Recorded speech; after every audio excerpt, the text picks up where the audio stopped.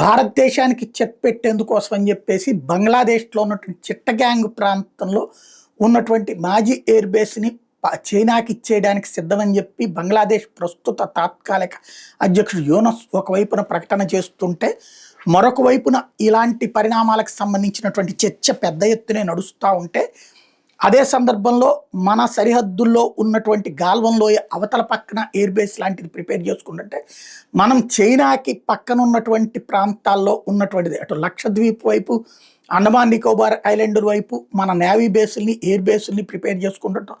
ఒక ఎత్తు అయితే ఇది ఈశాన్య రాష్ట్రాల మీద కాన్సన్ట్రేట్ చేసే చైనాకి దెబ్బ కొట్టేందుకోసం తాజాగా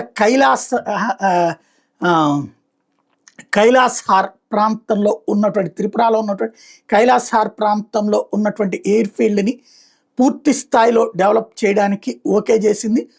ఉన్కోటి డిస్టిక్లో ఉన్నటువంటిది ఇది బంగ్లాదేశ్ సరిహద్దుల్లో ఉంటుంది. ఇప్పుడు దాన్ని డెవలప్ చేయడం ద్వారా చైనాకి చెక్ పెట్టేటటువంటి ఎత్తుకి ఓకే చేసింది భారత ప్రభుత్వం.